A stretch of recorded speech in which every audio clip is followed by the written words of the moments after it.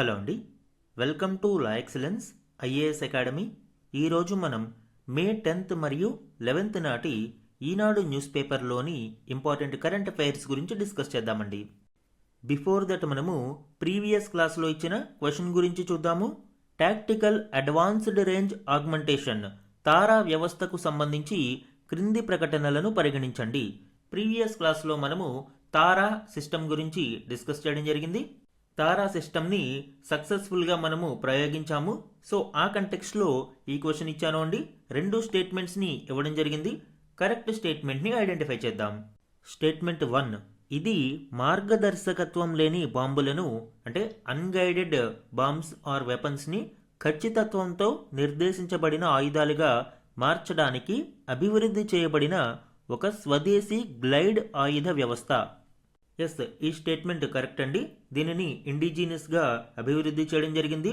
Unguided వెపన్స్ని precised strikes కల guided వెపన్స్గా మార్చడం దీని యొక్క ప్రధాన ఉద్దేశ్యం. దీనికి సంబంధించిన ఇన్ఫోగ్రాఫ్ ఇమేజ్ కూడా మనం చూసాము. ఈ కన్వెన్షనల్ అన్గైడెడ్ బాంబ్స్ని తారా గ్లైడ్ వెపన్ సిస్టంతో మనము ప్రిసైజ్డ్ గ్లైడ్ వెపన్స్గా తయారు చేస్తాము. అండ్ దీనిలో మాడ్యులర్ వింగ్ కిట్ మరియు గైడెన్స్ అండ్ కంట్రోల్ టైల్ యూనిట్ని ఏర్పాటు చేస్తారు. అండ్ ప్రీవియస్ క్లాస్లో దీనికి సంబంధించిన కీ ఫీచర్స్ అండ్ క్యాపబిలిటీస్ని డిస్కస్ చేయడం జరిగింది. ఇన్ కేస్ ఎవరైనా క్లాస్ మిస్ అయితే ఒకసారి చూడండి. సెకండ్ స్టేట్మెంట్, దీనిని డిఆర్డిఓ మరియు ఇస్రో సంయుక్తంగా అభివృద్ధి చేశాయి. ఈ స్టేట్మెంట్ రాంగ్ అండి. ఎందుకు అంటే దీన్ని డిఆర్డిఓ ఇండియన్ ఎయిర్ ఫోర్స్ ఐఏఎఫ్తో కలిసి సంయుక్తంగా అభివృద్ధి చేయడం జరిగింది. ఇస్రోకు ఇందులో భాగస్వామ్యం లేదు.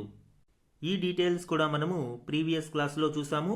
Designed and developed by DRDO and IAF. దీనిని డిఆర్డిఓ యొక్క రీసెర్చ్ సెంటర్ ఇమారత్ అభివృద్ధి చేసింది. సో సెకండ్ స్టేట్మెంట్ రాంగ్ అవుతుంది అండి. మన ఆన్సర్ ఏమవుతుంది? Statement 1 correct and 2 wrong. A 1 only is the correct answer ఇక్కడ. ఈరోజు మన ఫస్ట్ ఆర్టికల్ చూడండి. తల్లి బిడ్డల ఆరోగ్య పర్యవేక్షణ కోసం జనని ప్లాట్ఫామ్ ప్రారంభం. యాక్చువల్గా ఈ ఆర్టికల్ ప్రీవియస్ వీక్లో రావడం జరిగింది, కానీ ఓవర్లుక్లో నేను ఇది మిస్ అయ్యాను. బట్ ఇంపార్టెంట్ టాపిక్ కాబట్టి ఈ వీక్లో దీన్ని కవర్ చేయడం జరుగుతుంది. దీనికి సంబంధించిన కీ పాయింట్స్ చూడండి. గర్భధారణ, గర్భకాల, ప్రసవానంతర దశలలో మాతృమూర్తులు, నవజాత శిశువుల ఆరోగ్యం పర్యవేక్షించేందుకు కేంద్ర వైద్య ఆరోగ్య శాఖ Janani journey of antenatal, natal, neonatal integrated care పేరుతో కొత్త ప్లాట్ఫామ్ను ప్రారంభించింది. మాతృమూర్తులకు అవసరమైన సేవలు అందించేందుకు వీలుగా ఈ డిజిటల్ ప్లాట్ఫామ్ను రూపొందించారు. ఇందులో తల్లి బిడ్డల ఆరోగ్య రికార్డులను డిజిటల్ రూపంలో నిర్వహిస్తారు. దానివలన తల్లి బిడ్డల ఆరోగ్యాన్ని నిరంతరం పర్యవేక్షించడానికి వీలవుతుంది. గర్భధారణ మొదలు ప్రసవం, ఆ తర్వాత కుటుంబ నియంత్రణ వరకు అన్ని అంశాలను ఈ డిజిటల్ రికార్డులలో పొందుపరిచి వారి ఆరోగ్యాన్ని నిరంతరం పర్యవేక్షించనున్నట్లు పేర్కొంది. దీని ద్వారా క్యూఆర్ కోడ్ ఆధారిత తల్లి బిడ్డల ఆరోగ్య కార్డులు జారీ చేస్తారు.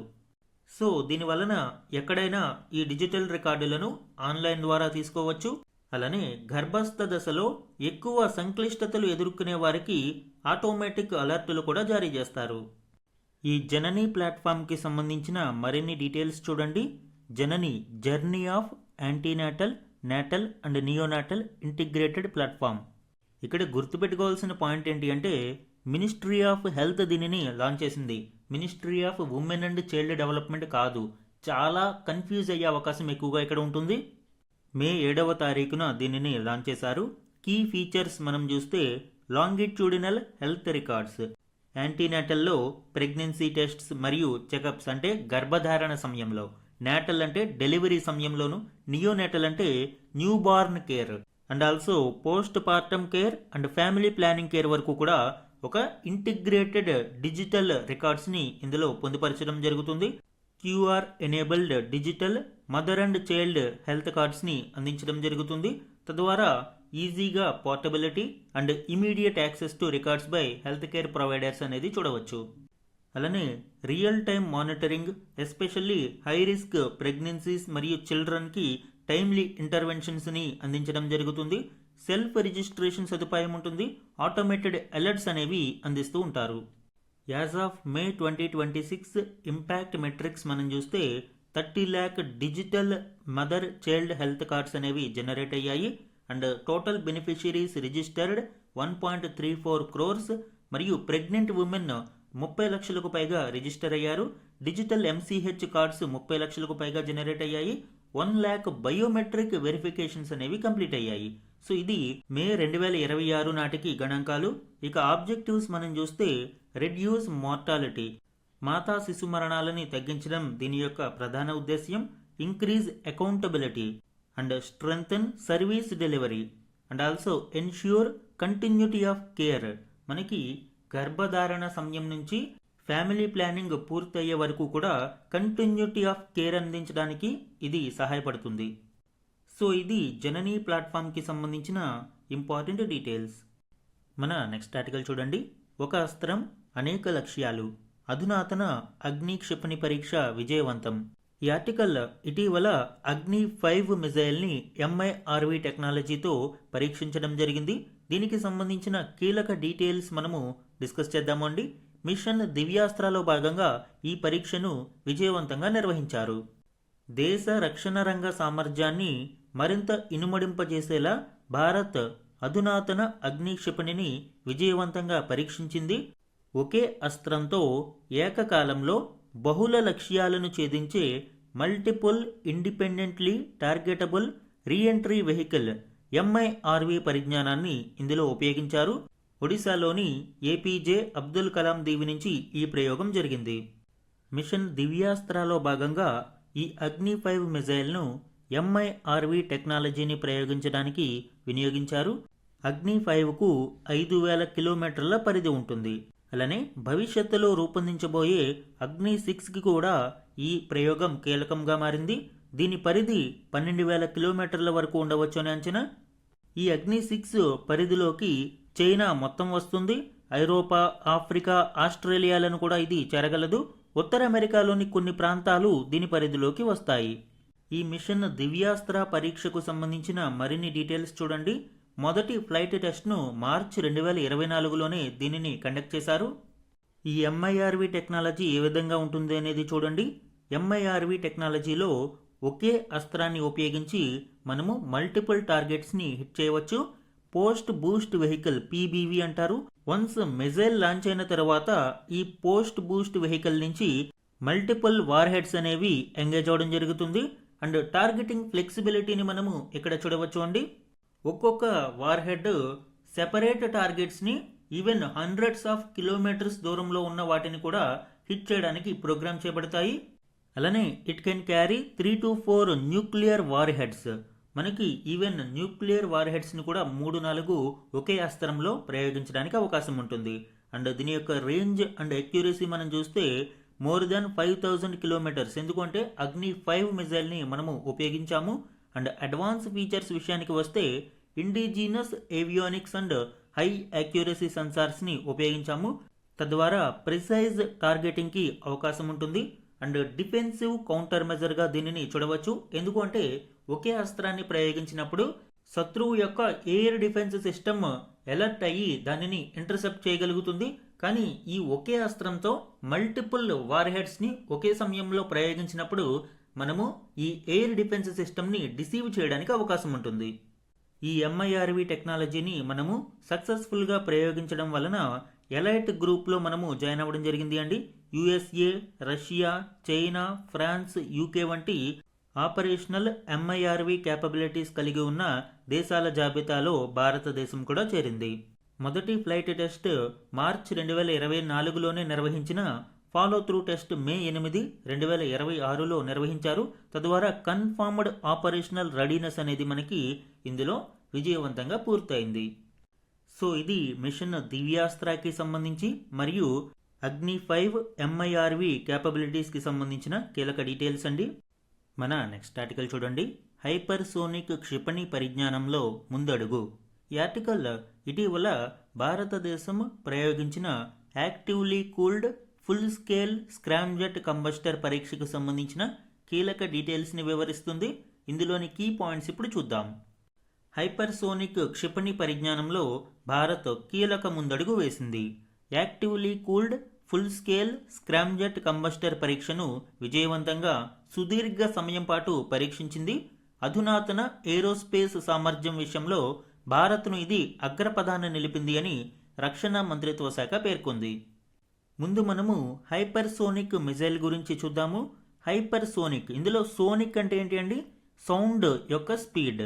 దీనిని మ్యాక్లో కొలుస్తారు. Mach is equal to 1. ఇది సౌండ్ యొక్క స్పీడ్. ఇన్ కేస్ మిజైల్ యొక్క స్పీడ్ అనేది మ్యాక్ లెస్ దాన్ 1 ఉంటే దానిని మనము సబ్ సోనిక్ మిజైల్గా పరిగణిస్తారు. అండ్ ఈ మిజైల్ యొక్క స్పీడ్ 1 to 5 మ్యాక్ ఉన్నప్పుడు దీనిని మనము సూపర్ సోనిక్ మిజైల్గా పరిగణిస్తాము. అండ్ గ్రేటర్ దాన్ 5 ఉన్నప్పుడు దీనిని మనము హైపర్సోనిక్ మిజైల్గా పరిగణిస్తాము. హైపర్సోనిక్ అనేవి అత్యంత వేగవంతమైన మిజైల్స్గా పరిగణించవచ్చు.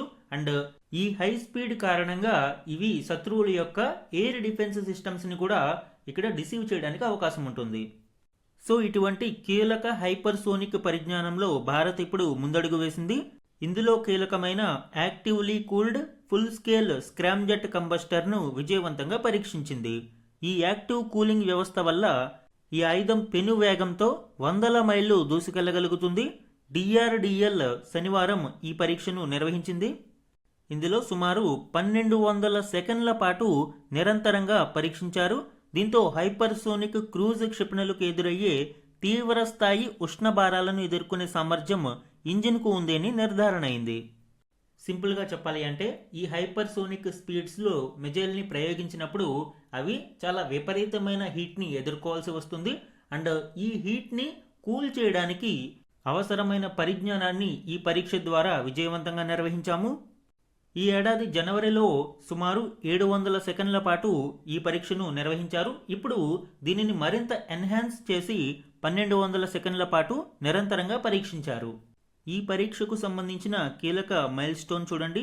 రన్ టైమ్ ఓవర్ 1200 సెకండ్స్, అంటే 20 నిమిషాల పాటు దీనిని మనము పరీక్షించాము. సస్టైన్డ్ హైపర్సోనిక్ ఫ్లైట్ మ్యాక్ 5+లో దీనిని పరీక్షించారు. జనవరి, ఏప్రిల్స్లో ఆల్రెడీ 700 మరియు 1000 సెకండ్స్ యొక్క పరీక్షను నిర్వహించారు. సో ఇప్పుడు ఈ 1200 సెకండ్స్ పరీక్ష విజయవంతం కావడంతో it validates long duration cruise conditions. ఇందులోని కోర్ టెక్నాలజీస్ని మనం చూస్తే active cooling system circulates endothermic liquid hydrocarbon fuel through channels in walls. Hypersonic ఫ్లైట్లో జనరేట్ అయ్యే విపరీతమైన ఉష్ణోగ్రతను తట్టుకోవడానికి అవసరమైన ఈ ఎండోథెర్మిక్ లిక్విడ్ హైడ్రోకార్బన్ ఫ్యూయల్ను కంబస్టర్ వాల్స్ ద్వారా పంపించడం జరుగుతుంది. ఈ వాల్స్లో ఉన్న ఈ ఫ్యూయల్ హీట్ని అబ్జర్వ్ చేస్తుంది మరియు కంబస్టర్ యొక్క వాల్స్ని కూల్ చేయడం జరుగుతుంది. తద్వారా కంబస్టర్లోకి అవసరమైన ఫ్యూయల్ని ఇంజెక్ట్ చేయడానికి ఇక్కడ ఏ విధమైన ఆటంకము ఉండదు. అలానే థర్మల్ బ్యారియర్ కోటింగ్ అనేది వీటికి ఇక్కడ కోట్ చేయడం జరుగుతుంది. ఇంజిన్ ఇంటీరియర్లో మెటల్ సబ్స్ట్రేట్ చుట్టూ అడ్వాన్స్డ్ సిరామిక్ కోటింగ్ అనేది ఇక్కడ కోటింగ్ చేయడం జరుగుతుంది. తద్వారా మనకి స్టీల్ మెల్టింగ్ పాయింట్స్ కంటే కూడా బియాండ్ ఆపరేషన్ నిర్వహించడానికి అవకాశం ఉంటుంది. అలానే సూపర్ సోనిక్ కంబషన్, మనకి ఎయిర్ అనేది సూపర్ సోనిక్ స్పీడ్తో కంబషన్ ఛాంబర్లోకి ఎంటర్ అవుతుంది. అయితే ఇంత స్పీడ్లో కూడా కంబషన్ ఛాంబర్ అనేది మనకి స్టేబుల్ కంబషన్కి అవకాశం ఏర్పడుతుంది. సో దీనినే మనము stable combustion in super sonic air flow అని పిలుస్తాము. సింపుల్గా మనము చెప్పాలి అంటే ఒక తీవ్రమైన తుఫానులో అగ్గిపుల్లను వెలిగిస్తే ఏ విధంగా ఉంటుంది, ఎంత మనము ప్రయత్నించినా అది జరగదు. బట్ అటువంటి డిఫికల్ట్ సిచ్యువేషన్ని ఇక్కడ మనము ఫేస్ చేసినా కూడా ఈ టెక్నాలజీని సాధించగలిగాము. ఎందుకు ఈ పరీక్ష అనేది ఇండియా యొక్క హైపర్సోనిక్ ప్రోగ్రామ్కి కీలకంగా ఉండనుంది అండి. Hypersonic cruise missiles mach 8 target స్పీడ్స్తో ప్రయాణిస్తాయి. థౌజండ్స్ ఆఫ్ కిలోమీటర్స్ రేంజ్ కలిగి ఉంటాయి. వీటి యొక్క పరీక్షను మనము 2026 మరియు 27 ప్రాంతంలో నిర్వహిస్తాము. సో ఈ టెక్నాలజీకి అవసరమైన ఈ కూలింగ్ సిస్టమ్ అనేది మనకి చాలా కీలకం. ఈ పరీక్షను విజయవంతంగా పూర్తి చేయడం ద్వారా మనము ఈ టెక్నాలజీ కలిగి ఉన్న అతి కొద్ది దేశాల జాబితాలో చేరడం జరిగింది. ప్రపంచవ్యాప్తంగా కేవలం యుఎస్, రష్యా మరియు చైనా వద్ద మాత్రమే ఈ టెక్నాలజీ అనేది కలిగి ఉంది. ఇప్పుడు భారతదేశం కూడా దీనిని విజయవంతంగా పరీక్షించింది. సో ఇది హైపర్సోనిక్ క్షిపణిలో కీలకమైన actively cooled full scale scramjet combustor పరీక్షకు సంబంధించిన కీలక డీటెయిల్స్. మన నెక్స్ట్ ఆర్టికల్ చూడండి. తీర భద్రతా సేవల్లోకి అచల్. ఈ ఆర్టికల్ ఐసీజీఎస్ అచల్ ఇటీవల ఇండియన్ కోస్ట్ గార్డ్లోకి కమిషన్ చేయబడింది. దానికి సంబంధించిన కీలక డీటెయిల్స్ని వివరించారు. ఇందులోని ఇంపార్టెంట్ పాయింట్స్ ఇప్పుడు చూద్దాం. ఇండియన్ కోస్ట్ గార్డ్ నౌక అచల్ తీర ప్రాంత రక్షణ సేవల్లో చేరింది అని కోస్ట్ గార్డ్, నేవీ వర్గాలు ఆదివారం తెలిపాయి. ఈ నౌక గోవాలో జలప్రవేశం చేసింది అని, రక్షణ, నిఘా, యాంటీ స్మగ్లింగ్ వంటి కార్యకలాపాలను సమర్థంగా నిర్వహిస్తుంది అని పేర్కొన్నాయి. Indian coast guard ship ICGS అచల్కి సంబంధించిన మరిన్ని డీటెయిల్స్ చూడండి. Adamya class fast patrol vessel ఇది. మే 9, 2026న ఇది కమిషన్ చేయబడింది.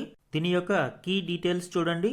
ఇది నార్త్ వెస్ట్ సిసిజిఆర్ అంటే కమాండర్ కోస్ట్ గార్డ్ రీజియన్, గుజరాత్లోని వాదినార్ ప్రాంతంలో ఇది స్టేషన్ చేయబడుతుంది. దీని యొక్క ప్రైమరీ రోల్స్ చూడండి. Coastal surveillance, anti smuggling, search and rescue operations, marine pollution response. So ఇవన్నీ కూడా ఈ కోస్ట్ గార్డ్ షిప్ యొక్క ప్రైమరీ రోల్స్గా చూడవచ్చు. And builder and indigenous focus మనం చూస్తే దీనిని గోవా షిప్ యార్డ్ లిమిటెడ్ స్వదేశీయంగా డిజైన్ చేసి బిల్డ్ చేయడం జరిగింది. ఓవర్ 60% ఇండిజినస్ కంటెంట్, 60% పైబడి స్వదేశీ కంటెంట్ మనం చూడవచ్చు. 5th in a series of 8 FPV fast patrol వెజల్స్లో అదమ్య క్లాస్ సిరీస్లో 5వ నౌక. అండ్ దీని యొక్క స్పెసిఫికేషన్స్ని మనం చూస్తే ట్విన్ డీజిల్ ఇంజిన్స్, 27 knots స్పీడ్ని కలిగి ఉంటుంది. అంటే సుమారు 50 km/h వేగంతో ప్రయాణిస్తుంది. అండ్ ఆపరేషనల్ రేంజ్ వచ్చి 1500 nautical miles. అండ్ డైమెన్షన్స్ని మనం చూస్తే length 51.43 meters, breadth 8 meters, and displacement 320 tons. And ఇక ఈ షిప్లోని ఆయుధ సంపత్తి ఆర్మమెంట్ గురించి చూస్తే equipped with advanced weapon systems, 2 12.7 mm stabilised remote control guns మరియు 30 mm CRN-91 guns supported by advanced target acquisition systems. So ఈ విధంగా ఐసీజీఎస్ అచల్కి సంబంధించిన కీ స్పెసిఫికేషన్స్ని చూడవచ్చండి. మన నెక్స్ట్ ఆర్టికల్ చూడండి. త్రిదళాధిపతిగా రాజా సుబ్రమణి, తదుపరి నేవీ చీఫ్గా కృష్ణ స్వామినాథన్. ఈ ఆర్టికల్ ఇండియా యొక్క new CDS chief of defence స్టాఫ్కి సంబంధించిన కీలక వివరాలను వివరిస్తుంది. ఇందులోని కీ పాయింట్స్ ఇప్పుడు చూద్దాం. నూతన సిడిఎస్ చీఫ్ ఆఫ్ డిఫెన్స్ స్టాఫ్గా విశ్రాంత lieutenant general NS Raja Subramani నియమితులయ్యారు. అలానే తదుపరి నూతన నౌకాదళాధిపతిగా వైస్ అడ్మిరల్ కృష్ణ స్వామినాథన్ బాధ్యతలు చేపట్టనున్నారు. ఈ కంటెక్స్ట్లో సిడిఎస్కి చెందిన స్టాటిక్ డీటెయిల్స్ చూడండి. రోల్ అండ్ అపాయింట్మెంట్కి సంబంధించి highest ranking uniformed officer in the Indian armed forces, permanent chairman of the chiefs of staff committee మరియు principal military adviser to the ministry of డిఫెన్స్గా బాధ్యతలను నిర్వహిస్తారు. అలానే సిడిఎస్ డిపార్ట్మెంట్ ఆఫ్ మిలిటరీ అఫైర్స్లో సెక్రటరీగా కూడా బాధ్యతలను నిర్వహిస్తారు. ఈ సిడిఎస్ పోస్ట్ క్రియేషన్కి గల కారణాలను మనం చూస్తే ఫాస్టరింగ్ జాయింట్నెస్, ఆర్మీ, నేవీ మరియు ఎయిర్ ఫోర్స్లో ఈ జాయింట్నెస్ సంయుక్తతను క్రియేట్ చేయడం కోసం ఈ సిడిఎస్ పోస్ట్ను క్రియేట్ చేయడం జరిగింది. ఆపరేషన్స్ విషయంలో కానీ, లాజిస్టిక్స్ విషయంలో కానీ, ట్రైనింగ్ విషయంలోనూ, సపోర్ట్ సర్వీసెస్ విషయంలోనూ ఈ 3 దళాల మధ్య జాయింట్నెస్ క్రియేట్ చేయడంలో సిడిఎస్ సహాయపడతారు. అండ్ ఎలిజిబిలిటీ క్రైటీరియా మనం చూస్తే retired 3 star or 4 star officers అంటే lieutenant generals, air marshals, vice admirals ఇలాంటి వారు మాత్రమే ఈ చీఫ్ ఆఫ్ డిఫెన్స్ స్టాఫ్కి మనకి ఎలిజిబిలిటీ కలిగి ఉంటారు. 2022లో దీనికి సంబంధించిన అమెండ్మెంట్ తీసుకువచ్చారు. అలానే అండర్ 62 years ఆఫ్ ఏజ్ అనేది ఇక్కడ కీలకంగా చూడవచ్చు. ఇక టెన్యూర్ విషయానికి వస్తే నో ఫిక్స్డ్ టెన్యూర్, ఇక్కడ ఫిక్స్డ్ టెన్యూర్ ఉండదు. బట్ 65 సంవత్సరాల వయసు వచ్చే వరకు ఆయన పదవిలో కొనసాగుతారు. అండ్ ప్రజెంట్ అనిల్ చౌహాన్ సిడిఎస్గా ఉన్నారు. ఆయన స్థానంలో రాజా సుబ్రమణి బాధ్యతలను స్వీకరిస్తారు. మన నెక్స్ట్ ఆర్టికల్ చూడండి. ఏడాది పాటు బంగారం కొనొద్దు, ప్రపంచవ్యాప్తంగా ఇంధన విపత్తు నెలకొంది, అందరూ పొదుపుగా వాడుకోవాలి. రీసెంట్గా తెలంగాణలోని సికింద్రాబాద్ పరేడ్ గ్రౌండ్లో జరిగిన భారీ బహిరంగ సభలో ప్రధాని నరేంద్ర మోదీ గారు దేశాన్ని ఉద్దేశించి కొన్ని కీలక వ్యాఖ్యలు చేశారు. ఇందులోని ఇంపార్టెంట్ పాయింట్స్ ఇప్పుడు చూద్దాం. బంగారం కొనుగోలుతో విదేశీ మారక ద్రవ్యం ఎక్కువ ఖర్చవుతుంది. గతంలో విపత్తులు, యుద్ధాలు వస్తే ప్రజలు దేశహితం కోసం బంగారం ఇచ్చేవారు. ఇప్పుడు ప్రజలు దానం చేయక్కర్లేదు, అనవసరంగా బంగారం కొనుగోలు చేయవద్దు అని, వివాహాలు, ఇతర ఫంక్షన్ల సమయంలో మినహా కుటుంబాలు దేశం కోసం ఏడాది వరకు బంగారాన్ని కొనకూడదు అని ప్రధాని మోదీ గారు పిలుపునిచ్చారు. అలానే ఇటీవల సప్లై చైన్స్ డిస్రప్షన్ కారణంగా ఎస్పెషల్లీ కరోనా మరియు ఉక్రెయిన్ యుద్ధం, ఇరాన్ అమెరికా యుద్ధంతో ప్రపంచవ్యాప్తంగా సప్లై చైన్ సమస్యలు పెరిగాయి. అయితే ఈ సప్లై చైన్ సమస్యలు ఎన్ని ఉన్నా కూడా ప్రపంచవ్యాప్తంగా ఫెర్టిలైజర్ బస్తా 3,000 ఉంటే మన దేశంలోని రైతులకు 300కి ఇస్తున్నామని ఆయన ప్రకటించారు. అలానే రైతులు కూడా రసాయన ఎరువులను ఎక్కువగా ఉపయోగించవద్దు అని ఆయన పేర్కొన్నారు. పంటలకు రసాయనిక ఎరువులు దిగుమతి చేసుకుంటున్నాం. అతిగా వినియోగించడంతో పంట నాశనంతో పాటు భూమిని కూడా కాపాడుకోలేకపోతున్నాం. వీటి వినియోగాన్ని 25 నుంచి 50% తగ్గించడంతో పాటు సేంద్రియ ఎరువులు, ప్రకృతి వ్యవసాయం చేయడం ద్వారా భవిష్యత్తు తరాలకు భూమిని ఆరోగ్యంగా పెట్టవచ్చు. డీజిల్ పంపులకు బదులుగా సోలార్ పంపులను కూడా వినియోగించాలి అని ప్రధాని మోదీ గారు కోరారు. అలానే గతంలో భారత్లో రాగి అందుబాటులో ఉండేది. ఇప్పుడు కాపర్ ప్లాంట్లను మూసివేయడంతో దిగుమతి చేయాల్సిన పరిస్థితులు వచ్చాయని పేర్కొన్నారు. ఇక వంట నూనెకు విదేశీ మారక ద్రవ్యం అధికంగా ఖర్చవుతుంది అని, కుటుంబంలో నూనె వినియోగాన్ని 10% తగ్గించినా దేశ సేవలో పాలు పంచుకున్నట్లే, దేశ ఖజానాతో పాటు కుటుంబం ఆరోగ్యంగానూ ఆనందంగానూ ఉంటుంది అని ఆయన వ్యాఖ్యానించారు. ఇక మేడ్ ఇన్ ఇండియా ఉత్పత్తుల గురించి ఆయన మాట్లాడుతూ, దేశ ప్రజలు స్థానికంగా దొరికే మరియు ఉత్పత్తి అయ్యే వస్తువులు కొనాలి. మేడ్ ఇన్ ఇండియా వస్తువులతో విదేశీ నిల్వలు కాపాడుకోవచ్చు. ఇంట్లో రోజువారీ ఎన్ని వస్తువులు వినియోగిస్తున్నాం, వాటిలో విదేశీ వస్తువులు ఏమిటి లెక్కించి వాటిని స్వదేశీలోకి మార్చాలి అని మోదీ ఉద్బోధించారు. అలానే పెట్రోల్, డీజిల్ ఆదా చేయాలి అని, వర్క్ ఫ్రమ్ హోమ్ కల్చర్ని తిరిగి తీసుకురావాలి అని ఆయన పేర్కొన్నారు. పెట్రోల్, డీజిల్ దిగుమతి చేయాలి అంటే భారీగా విదేశీ మారక ద్రవ్యం ఖర్చు పెట్టాలి. ఈ ఖర్చును తగ్గించాలి అంటే తీసుకునే చిన్న చిన్న చర్యలతో దేశానికి మేలు చేయవచ్చు. దేశ ప్రజలంతా ఇంధన పొదుపు చేయాలి. మెట్రో రైలు సౌకర్యం ఉంటే అందులోనే వెళ్ళాలి. కారులో వెళ్ళాలి అంటే కార్ పూల్ చేసుకుని ఇతరులను కూర్చోబెట్టుకోవాలి. ఎలక్ట్రిక్ వాహనాలు ఉన్నవారు వాటిని ఉపయోగించాలి. కరోనా సమయంలో వర్క్ ఫ్రమ్ హోమ్, ఆన్లైన్ సమావేశాలు, వీడియో కాన్ఫరెన్సులు అలవాటయ్యాయి. ఇప్పుడు మరొకసారి ఉపయోగించాల్సిన అవసరం ఉంది. విదేశాలలో వివాహాలు, విదేశీ పర్యటనలు మధ్యతరగతి కుటుంబాలలో పెరిగాయి. ఈ విపత్తు కాలంలో దేశభక్తి నిరూపించుకునేందుకు ఆయా వేడుకలను విదేశాల్లో కాకుండా భారత్లో నిర్వహించాలి అని మోదీ గారు కోరారు. సో ఇది సికింద్రాబాద్ పరేడ్ గ్రౌండ్ భారీ బహిరంగ సభలో భారత ప్రధాని నరేంద్ర మోదీ గారు దేశ ప్రజలకు చేసిన కొన్ని కీలక విజ్ఞప్తులు. వీటన్నిటి ద్వారా విదేశీ మారక ద్రవ్యం దుబారాగా ఖర్చు అవ్వకుండా కొంతమేరకు సేవ్ చేసుకునే వీలుంటుంది అని ఆయన పేర్కొన్నారు. నెక్స్ట్ వన్ చూడండి. జన్ సురక్ష పథకాలలో 25,120 కోట్ల రూపాయల క్లెయిమ్ల పరిష్కారం. ఆర్థిక మంత్రి నిర్మలా సీతారామన్. ప్రధానమంత్రి జీవన్ జ్యోతి బీమా యోజన మరియు ప్రధానమంత్రి సురక్ష బీమా యోజనతో పాటు అటల్ పెన్షన్ యోజన వంటి జన్ సురక్ష పథకాలు 2015 మే 9న ప్రారంభించినప్పటి నుంచి సుమారు 25,160 కోట్ల రూపాయల క్లెయిమ్లను పరిష్కరించాము అని నిర్మలా సీతారామన్ తెలిపారు. 11 ఏళ్లు పూర్తి చేసుకున్న ఈ ప్రధాన పథకాలు దేశ పౌరుల జీవితంలోని అనిశ్చితుల నుంచి కాపాడడం మరియు దీర్ఘకాలిక ఆర్థిక స్థిరత్వాన్ని పెంపొందించడం ద్వారా బీమా, పింఛను రంగాన్ని విస్తృతం చేయడమే లక్ష్యంగా పెట్టుకున్నాయి. అలానే 11వ వార్షికోత్సవం సందర్భంగా ఈ పథకాలకు సంబంధించిన ఎన్రోల్మెంట్లను గురించి ప్రస్తావిస్తూ PMJJBY అంటే జీవన్ జ్యోతి బీమా యోజనలో 27 కోట్లు మరియు PMSBY సురక్ష బీమా యోజనలో 58 కోట్లు అండ్ APY అటల్ పెన్షన్ యోజనలో 9 కోట్లకు పైగా నమోదులు జరిగాయని సీతారామన్ తెలిపారు. ఈ గణాంకాలు మనకి మెయిన్స్ రైటింగ్లో ఇంపార్టెంట్ అండి. Next one. 2030కి రసాయన ఎరువుల్లో 10% సేంద్రియ ఎరువులు కలపాలి. ఫెర్మెంటెడ్ ఆర్గానిక్ మాన్యూర్ పిలియబెట్టిన సేంద్రియ ఎరువులను 2030 నాటికి రసాయన ఎరువులలో కలిపేలాగా అంటే అట్లీస్ట్ 10% కలిపేలాగా ప్రభుత్వం చర్యలు తీసుకోవాలి అని ఇండియన్ బయోగ్యాస్ అసోసియేషన్ పిలుపునిచ్చింది. అయితే దీని వలన లాభం ఏమిటి? ఇందువలన ప్రతి ఏటా ఎరువుల దిగుమతుల మీద $2 బిలియన్ అంటే సుమారు 19,000 కోట్లు ఆదా చేయవచ్చని పేర్కొంది. తద్వారా నేల సారాన్ని కూడా పెంపొందించవచ్చని పేర్కొంది. అండ్ 2030 నాటికి రసాయన ఎరువులలో ఫెర్మెంటెడ్ ఆర్గానిక్ మాన్యూర్ని 10% మేర కలపడాన్ని దశల వారీగా సాధించాలి అని శ్వేతపత్రం సమర్పించింది.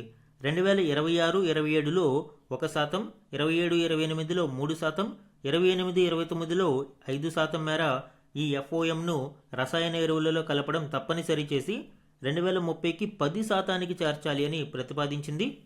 బయోగ్యాస్ మరియు కంప్రెస్డ్ బయోగ్యాస్ ప్లాంట్ల నుంచి ఈ FOMను సమీకరించాలి అని తెలిపింది. సో ఇది ఒక ఐడియాగా మనము మెయిన్స్ ఆన్సర్ రైటింగ్లో ఉపయోగించుకోవచ్చు అండి. రసాయన ఎరువులలో ఈ ఫెర్మెంటెడ్ ఆర్గానిక్ మాన్యూర్ పులియబెట్టిన సేంద్రియ ఎరువులను కలపడం ద్వారా నేల సారాన్ని పెంపొందించవచ్చు, రసాయన ఎరువుల దిగుమతిని తగ్గించవచ్చు మరియు భారతదేశంలో ఈ కంప్రెస్డ్ బయోగ్యాస్ మరియు బయోగ్యాస్ ప్లాంట్లకు సంబంధించి ఇది ఒక అడిషనల్ ఇన్కమ్గా కూడా చూపించవచ్చు. ఈరోజు ఈనాడు న్యూస్ పేపర్లోని మాదిరి ప్రశ్నలు చూడండి. వాహన కాలుష్యాన్ని ఎదుర్కోవడానికి దేశంలోనే మొదటి మైక్రో ఆల్గే ఆధారిత వాయుశుద్ధి టవర్ను ఏ నగరంలో ఏర్పాటు చేశారు? వాయుశుద్ధి టవర్ ఏ రకందైనా కూడా ఇన్ కేస్ ఆన్సర్ తెలియకపోతే న్యూఢిల్లీ అని కళ్ళు మూసుకుని పెట్టొచ్చు. ఎందుకంటే ఎయిర్ పొల్యూషన్ విపరీతంగా ఉన్న నగరం మనకి న్యూఢిల్లీయే ఉంటుంది జనరల్గా. కాబట్టి అంటే ఇంతకంటే ఎక్కువ నగరాలు ఉన్నాయి భారతదేశంలో కూడా, కానీ ఇలా టెక్నాలజీని టెస్ట్ చేయడానికి మాత్రం న్యూఢిల్లీలోనే మనము ఏర్పాటు చేస్తూ ఉంటాము. అలానే నెక్స్ట్ వన్ చూడండి. బలవంతం, ప్రలోభం, మోసం లేదా తప్పుడు సమాచారం ద్వారా జరిగే మత మార్పిడులను అరికట్టడానికి ఉద్దేశించిన మత స్వేచ్ఛా బిల్లు 2026ను ఇటీవల ఏ రాష్ట్ర అసెంబ్లీ ఆమోదించింది? ఆన్సర్ మహారాష్ట్ర. అంటే ఇల్లీగల్ కన్వర్షన్స్ని అరికట్టడం కోసం ఈ మత స్వేచ్ఛా బిల్లు 2026ను మహారాష్ట్ర అసెంబ్లీ ఆమోదించడం జరిగింది. ఇవి ఇంపార్టెంట్ వన్ అండి మాదిరి ప్రశ్నలలో. నెక్స్ట్ వన్ చూడండి. స్వదేశీ పరిజ్ఞానంతో అభివృద్ధి చేసిన గ్లైడ్ ఆయుధ వ్యవస్థను ఒడిశా తీరానికి చేరువలో DRDO పరీక్షించింది. తారా సిస్టమ్ గురించి ఆల్రెడీ మనము చెప్పుకున్నామండి. Tactical advanced range augmentation. ఎవరైనా మిస్ అయ్యి ఉంటే ఫుల్ డీటెయిల్స్ కోసం ప్రీవియస్ క్లాస్ చూడండి, ఇంపార్టెంట్ వన్ ఇది.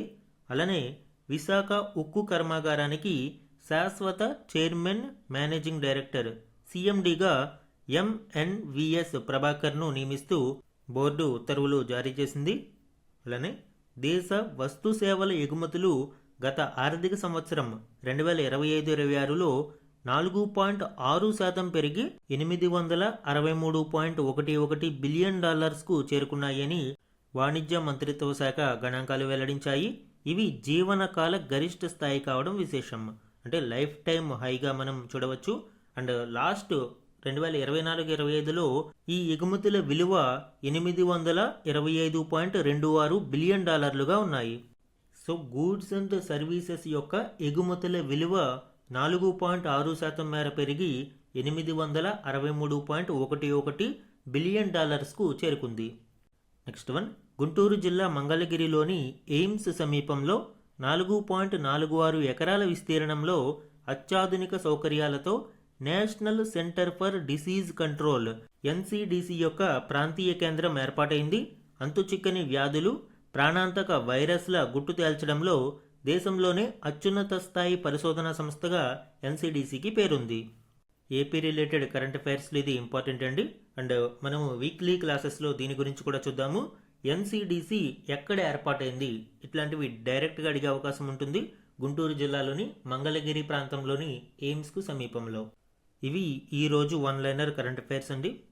ఈరోజు మన క్వశ్చన్ గురించి చూడండి. జనని ప్లాట్ఫామ్కు సంబంధించి క్రింది ప్రకటనలను పరిగణించండి. ఈరోజు క్లాస్లో మనము జనని ప్లాట్ఫామ్ గురించి డీటెయిల్డ్గా డిస్కస్ చేశాము. ఆ కంటెక్స్ట్లో ఈ క్వశ్చన్ ఇచ్చాను అండి. 2 స్టేట్మెంట్స్ని ఇవ్వడం జరిగింది. కరెక్ట్ స్టేట్మెంట్స్ని ఐడెంటిఫై చేసి ఆన్సర్ని కమెంట్ సెక్షన్లో కమెంట్ చేయండి. ఇది ఈరోజు ఈనాడు న్యూస్ పేపర్లోని ఇంపార్టెంట్ కరెంట్ అఫైర్స్ మీద daily analysis. Thank you for watching.